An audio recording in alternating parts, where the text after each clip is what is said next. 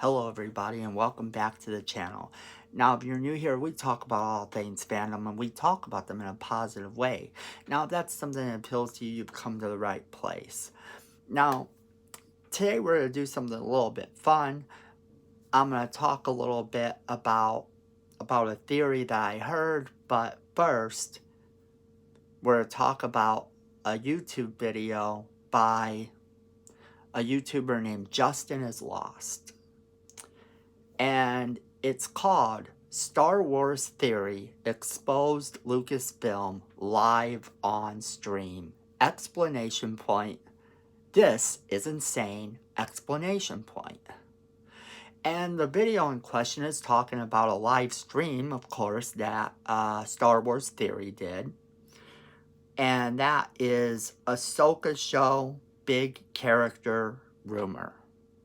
So you can look up both of those videos if you want. However, if you do check out some of these videos, of course, I'm not going to link them. But if you do want to check them out, I gave you the titles. And you can check them out for yourself. But don't go bullying anyone on my account or anything else. The reason we're going to talk about this is because Justin is Lost is, once again, as he tends to be, lost. And the reason I say this is that in this live stream, Star Wars Theory is talking about Hollywood, and he says that a lot of people in Hollywood tend to think of YouTubers as ticks, as peons. They don't have a boss. They're not represented by any real news source. And that, they look down upon us sometimes. And I don't necessarily agree with what Star Wars Theory says there. However, I get where he's coming from. The fact that YouTubers don't have a boss and can say anything they want is a big thing. It's a big thing because, as Justin is Lost points out in his video, you find someone on YouTube that you like, that you believe is giving you good information, and you follow them. The problem with this, of course, is that sometimes this good information is not good information at all. Justin is Lost is lost. He's sitting here talking about how Star Wars Theory is some kind of god among YouTubers, saying that Star Wars Theory has a cult following. And well, he actually just says it's like he has a cult. And I find that funny because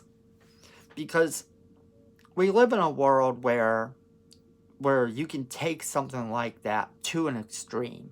If you're following someone and you believe a certain way, or you misunderstand what it is they're saying, and I don't believe that there was any ill will when Star Wars Theory is talking about this on a stream. However, Justin is Lost claims that it is so great that someone as non-political as Star Wars Theory is exposing Hollywood for what they are.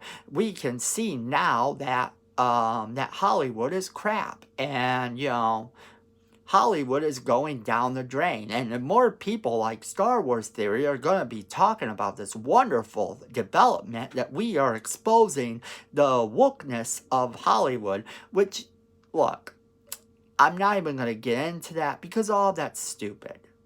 You see, Hollywood writes for Hollywood. A writer writes for themselves. They don't write for you. He goes on to say in this video that Star Wars Theory knows what he's talking about because Star Wars Theory has clout in Hollywood. Star Wars Theory made a movie. Star Wars Theory made a fan movie, people. And I have mad respect for Star Wars Theory, and I've watched his fan movie, and I quite like it. However, that being said, a fan movie is not a Hollywood movie. It can get you a credit, it can get you noticed, but a fan movie is not always a major movie in terms of Hollywood clout. It's just not the way it works. I wish it was, because I enjoyed his movie. I would look forward to seeing him maybe try to develop his writing and do something besides a Star Wars movie, because maybe he's got some skill there. I enjoyed the Vader movie. But that being said, it doesn't give him that credit. It doesn't make him to where he knows Hollywood inside and out. People who know Hollywood inside and out, they understand these people aren't writing for you. And it's easy for someone as young as Justin as Lost is to sit there and say, oh my God, this guy that I look up to said this and I interpret it this way. But I don't believe that he really understood that Star Wars theory is popular because while he gives his opinion, he also understands his own mortality. If Star Wars theory was being stalked, if Star Wars theory was being, being grabbed off YouTube by Disney execs and everything, then that would be one thing. If I find out that Disney execs have demanded he gets booted off YouTube, then I'll go, wow, okay, maybe Disney execs have that much power with the YouTube community. But you get these YouTubers that are claiming that a big company or that YouTube themselves doesn't like their content. The Quartering is good for this. He likes to sit there and say, go ahead and hit that bell, because if you don't, YouTube isn't going to recommend my videos to you. That's the only way you're going to get my videos recommended to you. That's the only way you're going to see them, because YouTube don't like me. As much as I wish YouTube didn't like him, unfortunately, they do. Because YouTube is a big corporation, and big corporations like to make money.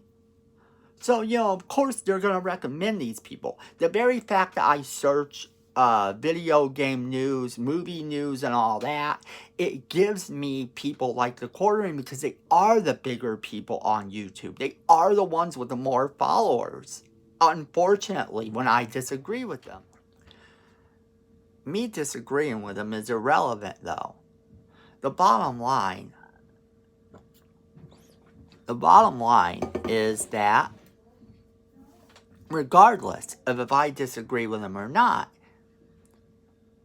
he does have a bigger following than I have.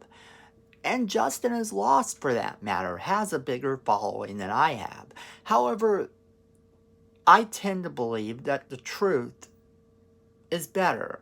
That you don't have to spread these clickbait rumors and these lies to make yourself justified. In that regard, I agree with Star Wars theory. Yes, Hollywood does think of YouTubers as ticks and peasants. Especially when we're starting to see more Hollywood types develop YouTube channels. And that becomes a thing that matters. And Justin is Lost goes on to theorize that Hollywood is dying, that streaming services will become more popular. Apparently, he got this also from the live stream, where they talked about the big blockbuster movies, and if it wasn't for them, Hollywood would be gone. That's not entirely true either, and that's kind of a roundabout way as to what was being said in the stream. Again, it's kind of like you're talking live with people. You say things. You don't have time to always explain everything you say in depth and make sure that what you're saying is completely, incredibly accurate when you're talking online. Live, live means live. You're going to answer the questions. You're going to get the stuff done. You're going to do it as quick as you can. You're going to talk as quick as you can. You're going to do what you can.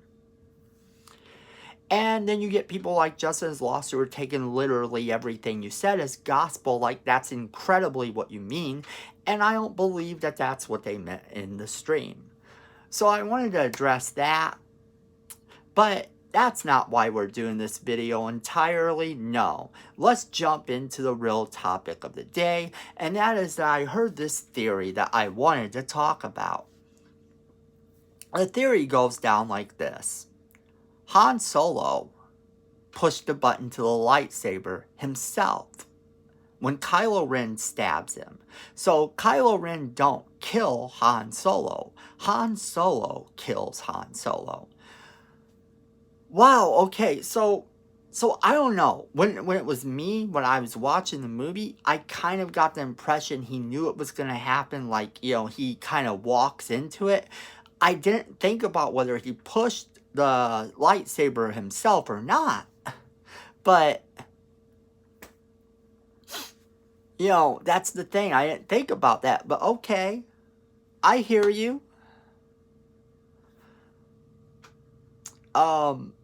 So that kind of changes everything, don't it? If that's true. So I kind of did a search to see what it says. And of course, the general consensus of the movie and all of the reviews and everything is kind of that Han Solo was stabbed by Kylo Ren without a shadow of a doubt.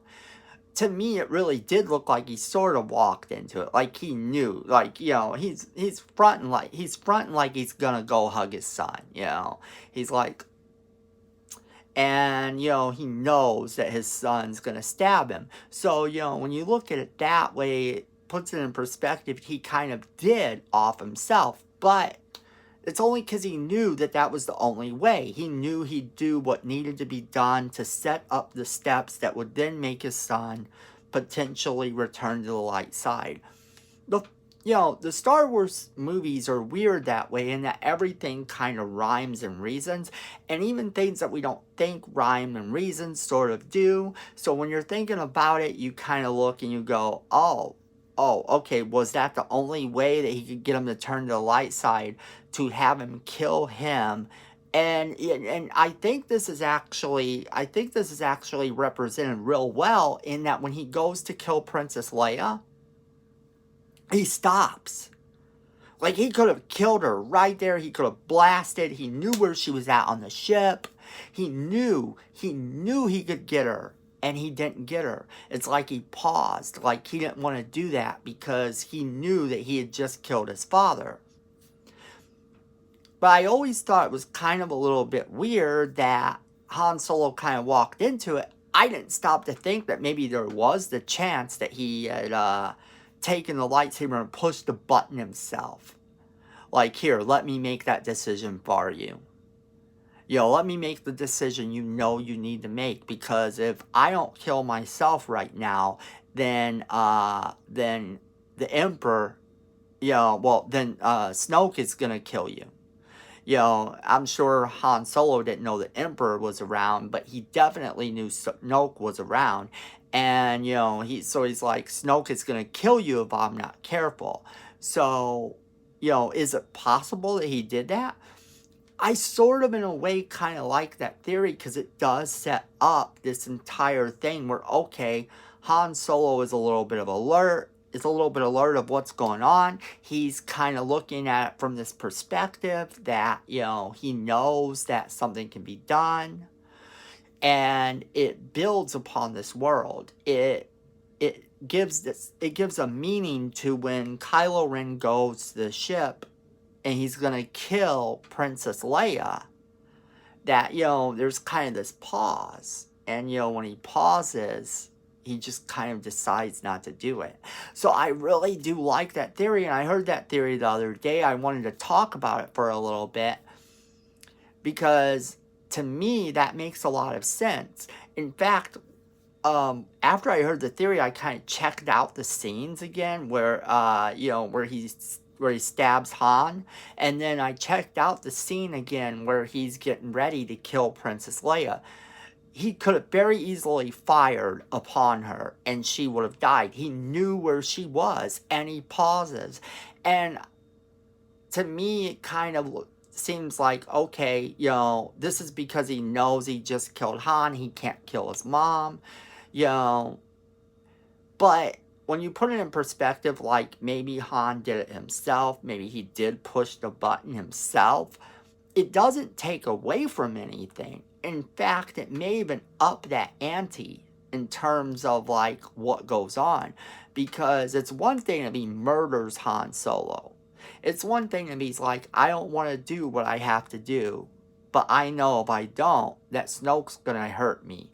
I know if I don't, that I'm going to suffer. And I don't want to suffer, so I'm going to kill you. And then the decision becomes his. And then that makes him irredeemable. However, we know that Kylo turns back to the good side. So maybe it was inevitable that Han Solo sort of either A, walks into the lightsaber the way I've always kind of pictured it, like he walked into the lightsaber, or that he in fact did push the button himself to ignite the lightsaber, sending it through him. Alright, so yeah, I mean, that's the way I've always pictured it. He completely walks into it.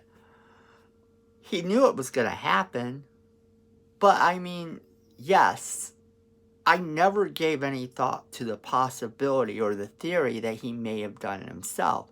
And I do find that to be a really interesting theory, not only because it implies that maybe over time Han Solo maybe could have developed this sense, this maybe slight ability to understand the Force and understand kind of some of the things as to how it works, because remember that the Force is not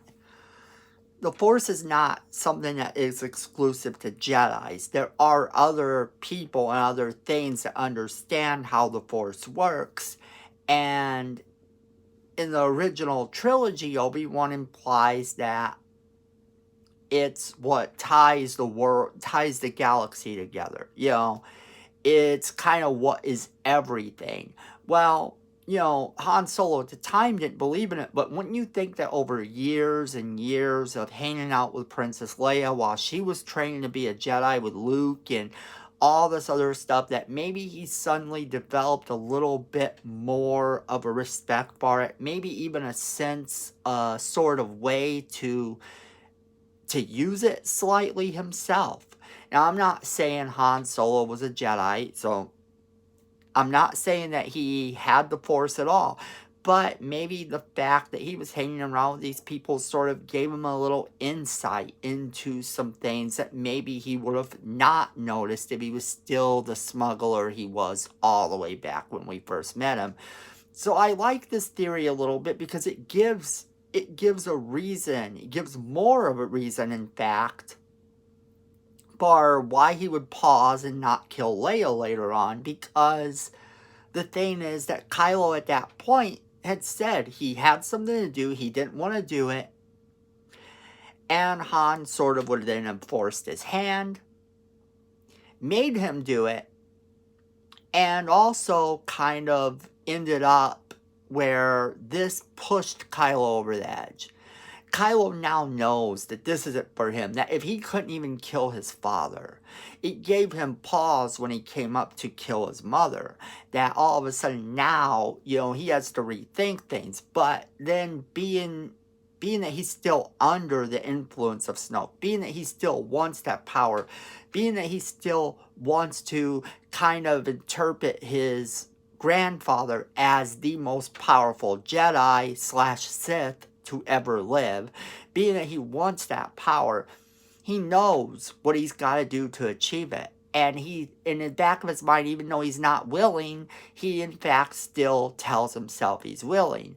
It also kind of goes in line with some of the things that we know about Han Solo. You remember the whole big controversy about Han shot first, right? I mean, Han shot first. We all know Han shot first. Every fan knows it. There could be 10 million different interpretations that are shown on film. 10 million characters in the book from a certain point of view can see it a completely different way. Fans know Han shot first. And that was something that I loved about the Solo movie too, was that the Solo movie showed that in fact, when Beckett was talking to him, he did shoot first. So, there's the thing.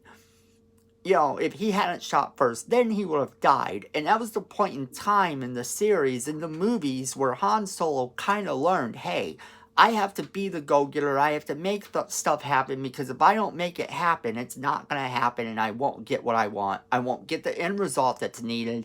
I will always be just this low-level smuggler.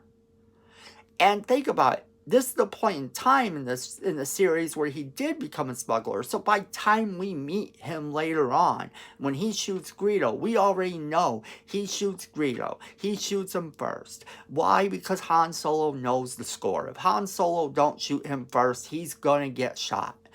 Han Solo knows the score here too. He knows that if he don't kill Kylo, that if Kylo Ren don't kill him, he either has to A, kill Kylo Ren, which is not acceptable, or he has to watch his son die at the hands of Snoke, who probably would be incredibly mad that his son has betrayed, that, you know, Kylo has betrayed him.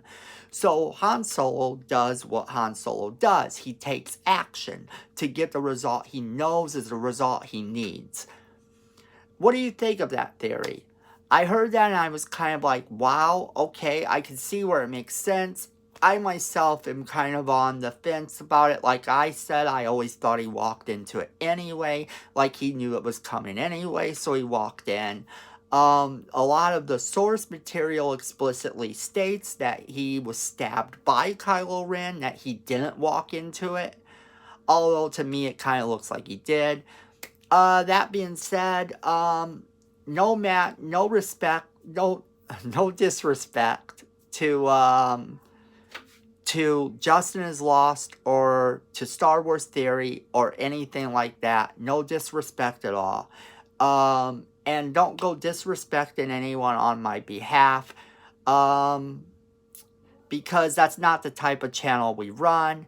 That being said, support this channel, because if we do get famous on this channel, if this channel does start to make money, then we will be giving a portion of that money to Tourette's research. So your comments, your feedback, all of that is very important to us. So, you know, make sure to like this video, subscribe to this channel, hit that little notification bell so you know when we do our next video, and be safe out there.